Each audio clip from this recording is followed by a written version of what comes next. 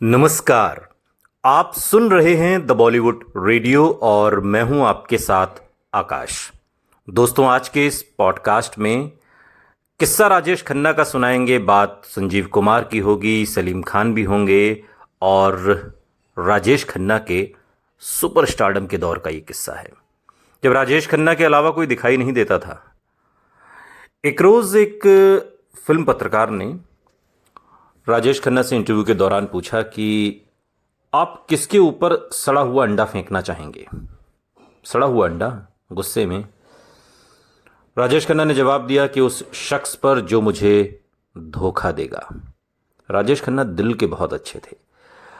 दिल के अच्छे इसलिए थे कि वो जिसको चाहते थे उसे शिद्दत से चाहते थे और जिसे नापसंद करते थे उसे बिल्कुल नापसंद करते थे।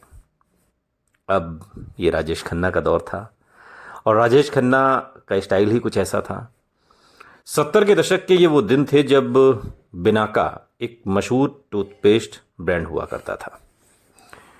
अब तो खैर बिनाका नहीं है। रेडियो सिलोन से प्रसारित होने वाला हिंदी फिल्मी गीतों का एक काउंटडाउन शो आता था, बिनाका गीतमाला। बिनाका चूंकि टूथपेस्ट का ब्रांड था और उसने स्पॉन्सर किया था, तो बिनाका गीतमाला और रेडियो का ये सबसे मशहूर शो हुआ करता था और जिसे जाने माने होस्ट अमीन सयानी होस्ट किया करते थे। राजेश खन्ना के जादू से ये शो भी अछूता नहीं रहा। जिस समय उनका सुपर स्टारडम चरम पर था, तो अक्सर जो टॉप 5 के गाने हुआ करते थे उनमें से एक दो गीत राजेश खन्ना की फिल्मों के होने लगे थे। और ऐसा बिनाका गीतमाला का कोई कार्यक्रम नहीं था जिसमें राजेश खन्ना के गीत ना हो, उनके गाने ना हो, उनकी चर्चा ना हो। ये वो दौर था। और साल 1970 में फिल्म दो रास्ते का बिंदिया चमकेगी और 1971 में अंदाज का जिंदगी एक सफर है सुहाना साल के टॉप गीत रहे थे, जो बिनाका गीतमाला का भी लगातार हिस्सा रहे। और शुरुआत तो बिनाका गीतमाला की बड़ी दिलचस्प अंदाज में अमीन सयानी करते थे। अब हालांकि मैं उस तरह से तो नहीं कह सकता, लेकिन कोशिश करता हूं। जी हां भाइयों और बहनों, पहले और दूसरे पायदान पर राजेश खन्ना के गीत हैं। ये अमीन सयानी का कुछ अंदाज था जिसे मैंने कॉपी करने की कोशिश की। अब पता नहीं कितना कर पाया, वो आप बताइएगा। अमीन सयानी के खास अंदाज को बयां करते हुए उनके शो के एक फैन ने कुछ इस तरह से उस दौर को याद किया और इस शो के माध्यम से राजेश खन्ना की फिल्मों के गीतों की गूंज सरहद पार तक पहुंचती थी। 1965 के भारत पाक युद्ध के बाद में भारतीय फिल्में पाकिस्तान में बैन कर दी गईं। 1971 में भारत और पाकिस्तान के बीच दूसरा युद्ध हुआ जिसने दोनों के रिश्तों में और ज्यादा खटास पैदा कर दी। युद्ध में भारत की विजय के साथ ही बांग्लादेश का जन्म हुआ, हम सभी जानते हैं। और भारत की तत्कालीन प्रधानमंत्री इंदिरा गांधी दूसरी बार सत्ता में आई थी और विजय का जो सेहरा था, जीत का जो सेहरा था, वो उन्हीं के सिर पर बंधा था। इंदिरा गांधी के करिश्माई व्यक्तित्व को दुनिया भर में मीडिया कवर कर रहा था। 1971 में मराठी कवि दिलीप चित्रे ने राजेश खन्ना की कामयाबी को परिभाषित करते हुए उस दौर में लिखा था। अब आप तुलना देखिए किस तरीके से राजेश खन्ना का सुपरस्टारडम किस लेवल का था। तो मराठी कवि दिलीप चित्रे ने राजेश खन्ना की कामयाबी को परिभाषित करते हुए तब एक जगह लिखा कि अगर भारत में कोई ऐसा व्यक्ति है जिसका आकर्षण देश के प्रधानमंत्री से भी ज्यादा है तो वो है राजेश खन्ना। और क्वेस्ट पत्रिका में छपे इस निबंध the charisma of Rajesh Khanna ने एक तरह से उस दौर में भारत की दो सबसे मशहूर शख्सियतों को एक ही पायदान पर रख दिया था। दिलीप चित्रे ने लिखा कि लाखों भारतीय सिनेमा हॉल्स में घंटों तक ये देखने के लिए लाइन लगाते हैं कि कैसे राजेश खन्ना अपनी मुस्कान से उनका दिल जीतेंगे, कैसे वो शराब पीकर झूमेंगे और कैसे वो अपना गुस्सा दिखाएंगे, कैसे फुसफुसाकर उनसे प्यार के दो बोल कह जाएंगे और या फिर कोई खूबसूरत गीत गुनगुनाने लगेंगे। और इसी निबंध को बाद में बंबई यूनिवर्सिटी के सिलेबस में भी रखा गया था। ये काका का जलवा था। और इसी साल एक और अहम घटना हुई। उस जमाने में बेंगलोर में राज्य सरकार की स्टेट लॉटरी हुआ करती थी और राजेश खन्ना की लोकप्रियता को देखते हुए सरकार को लगा कि अगर लॉटरी का लकी नंबर राजेश खन्ना के हाथों निकलवाया जाए तो लॉटरी को अच्छा प्रमोशन मिलेगा। अब लकी नंबर निकालने का पूरा आयोजन विधानसभा के पास मैदान में किया गया। अगर आप बेंगलोर से हैं तो आप उस मैदान की लंबाई चौड़ाई का अंदाज़ा लगा सकते हैं। उस दिन राजेश खन्ना ने अपने साथ लेखक जावेद अख्तर को भी साथ ले लिया ताकि सफ़र करते समय कुछ स्क्रिप्ट पर चर्चा हो जाए। लेकिन जैसे राजेश खन्ना उस मैदान में पहुंचे, वहां का माहौल देखकर वो सन्न रह गए। जावेद अख्तर याद करते हैं कि मुझे नहीं लगता कि मैं ऐसा मंजर दोबारा देख पाऊंगा। राजेश खन्ना को देखते ही 50,000 लोगों की आवाज़ एक साथ निकली। वो जैसे जूलियस सीजर की तरह थे। वो मंजर अविश्वसनीय था। सालों बाद एक इंटरव्यू में राजेश खन्ना इस बात को कहते हैं। राजेश खन्ना के साथ गए जावेद अख्तर इस बात को कहते हैं। और उस दिन बेंगलोर की सड़कें खाली थीं। करीब 50,000 लोग एक शख्स को देखने के लिए एक जगह पर जमा हो गए थे, मानो राजा के सामने हाजिरी लगाने उसके दरबारी आए हों। दूर दूर तक जमा भीड़ में सिर्फ लोगों के सिर नजर आ रहे थे। और ये राजेश खन्ना के सुपरस्टारडम की अब तक की सबसे बड़ी नुमाइश थी जो जावेद अख्तर ने देखी। और उस दिन को याद करते हुए राजेश खन्ना ने बाद के दिनों में कहा कि मुझे लगा कि मैं भगवान के बराबर खड़ा हो गया हूं। मुझे आज भी वो लम्हा याद है जब पहली बार मुझे एहसास हुआ कि कामयाबी कितनी अद्भुत हो सकती है। ये आपको हिलाकर रख देती है जैसे आप इंसान हैं ही नहीं। और ये अंदाज के फौरन बाद हुआ था। बेंगलोर की विधानसभा में लॉटरी ड्रॉ था। मुझे याद है कि 10 मील तक सिर्फ लोगों के सिर के अलावा कुछ नजर ही नहीं आ रहा था।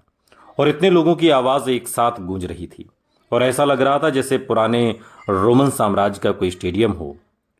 वो मंजर देखकर मैं बच्चों की तरह रो पड़ा था।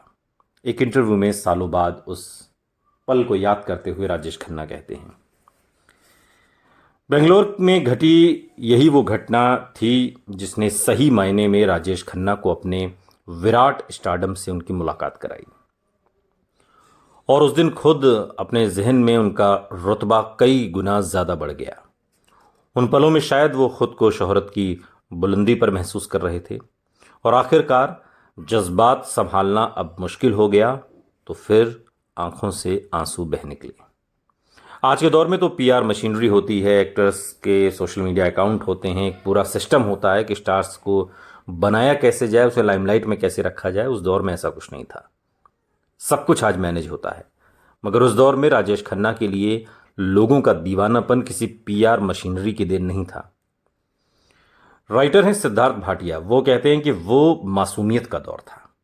आज का स्टारडम स्टेज मैनेज्ड होता है, लेकिन वो स्वाभाविक और रफ्तार से फैला हुआ था, बिना किसी बाहरी मदद के।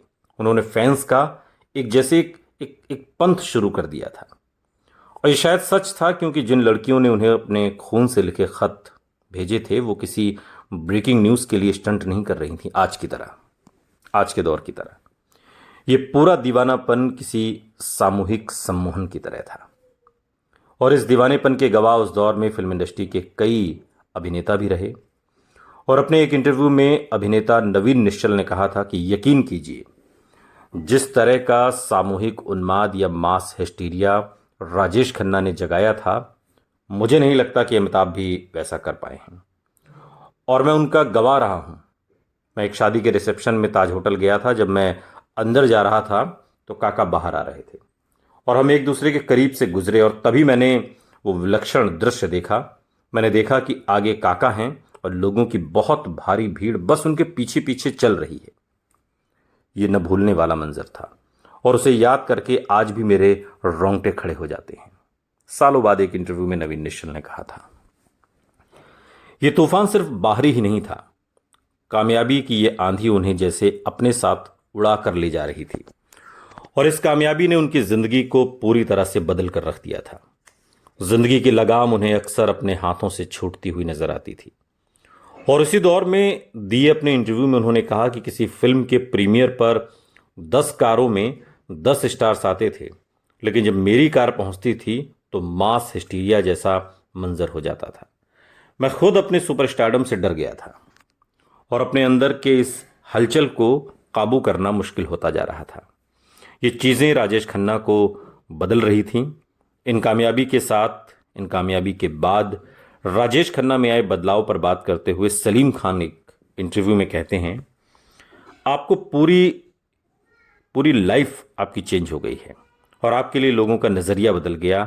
आपकी एक झलक के लिए भीड़ आपके पीछे भाग रही है। फैंस दीवाने होकर कपड़े तक फाड़ रहे हैं। कैसे मुमकिन है कि आप में बदलाव ना आए? कई लोगों को ऐसे हालात जिंदगी में हम्बल होना सिखाते हैं, तो कई लोग कामयाबी को संभाल नहीं पाते। बदलाव अच्छा भी हो सकता है और बुरा भी, लेकिन बदलाव आना तय है, इसे आप नहीं रोक सकते।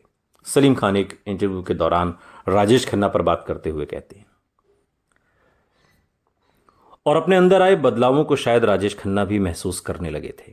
उनकी कामयाबी के बारे में पत्रकार मालविका सिंघवी एक जगह लिखती हैं कि ये सफलता इतनी मादक थी कि बड़े से बड़े संत में भी अहंकार पैदा कर दे। हर रोज फैंस की आंखों में उन्हें अपना अक्स नजर आता। हर पत्रिका उनके किस्सों से भरी रहती। उनकी उम्र भी ज्यादा नहीं थी और कामयाबी बेहद जल्द और अप्रत्याशित तरीके से आई थी। इस तरह की करिश्माई कामयाबी के बाद असली जिंदगी में उनका बर्ताव ज्यादा से ज्यादा फिल्मी और मेलोड्रामेटिक होता गया और ऐसा लगने लगा कि जैसे वो अपनी असली जिंदगी में सुपरस्टार राजेश खन्ना का रोल निभा रहे हैं। जावेद अख्तर एक इंटरव्यू में कहते हैं कि मैं कह नहीं सकता कि वो एक सुपरस्टार की तरह बर्ताव करते थे या नहीं, क्योंकि उनके जैसा पहले कोई हुआ ही नहीं था। वो अपने आप में ओरिजिनल थे। उनका कद बहुत बढ़ गया था और उनको लेकर अजीब सा दीवानापन था, और इसमें आप उनको दोष नहीं दे सकते। सलीम खान एक अजीब वाकया बताते हैं। एक बार एक फिल्म पत्रिका में अभिनेता संजीव कुमार पर एक कवर स्टोरी छपी और संजीव कुमार के साथ राजेश खन्ना की कोल्ड वॉर की खबरें उन दिनों अक्सर आती रहती थी, लेकिन वो कवर स्टोरी संजीव कुमार पर थी। और इस कवर स्टोरी में संजीव कुमार की तारीफ करते हुए उन्हें एक सीरियस एक्टर सलीम खान ने बताया था। फिल्म इंडस्ट्री की कई हस्तियों के साथ इसमें सलीम खान का भी इंटरव्यू था, जिसमें उन्होंने संजीव कुमार की तारीफ की थी, क्योंकि संजीव कुमार पर ही एक कवर स्टोरी थी। महबूब स्टूडियो में शूटिंग के बीच हुए ब्रेक के दौरान राजेश खन्ना की नज़र इस फिल्म पत्रिका पर ठहर गई और शायद उनके जहन में सवाल उठा कि इंडस्ट्री में टॉप पर कौन है, वो या संजीव कुमार। उन्होंने फौरन अपने ड्राइवर को सलीम खान को लाने के लिए उनके घर भेज दिया और सलीम खान कहते हैं कि जब मैं वहाँ पहुँचा तो बड़े स्टाइल से अपनी इंपोर्टेड कार के बोनट पर बैठे एक मैगजीन पढ़ रहे थे। सलीम खान उस दौर को याद करते हुए बताते हैं, उन्होंने पत्रिका दिखाकर मुझसे पूछा, यह आपने कहा है? इस सवाल पर सलीम खान ने हामी भरी। राजेश खन्ना ने फिर पूछा, तो आप समझते हैं कि संजीव कुमार अच्छा एक्टर है? सलीम खान ने फिर हाँ में सिर हिला दिया। राजेश खन्ना ने फिर पूछा, और मेरे बारे में आपका क्या ख्याल है? सलीम खान हैरान थे कि बातचीत किस दिशा में जा रही है। पत्रिका की कवर स्टोरी संजीव कुमार के बारे में थी, उसमें राजेश खन्ना का जिक्र तक नहीं हुआ था। फिर उनके साथ ये पूछताछ क्यों हो रही थी? जवाब के इंतजार में राजेश खन्ना की नजरें अब भी सलीम खान पर टिकी थीं। उन्होंने फिर पूछा, तो क्या ख्याल है आपका, मैं अच्छा एक्टर हूं या नहीं? अब सलीम खान समझ गए। उन्होंने कहा कि आप भी अच्छे एक्टर हैं।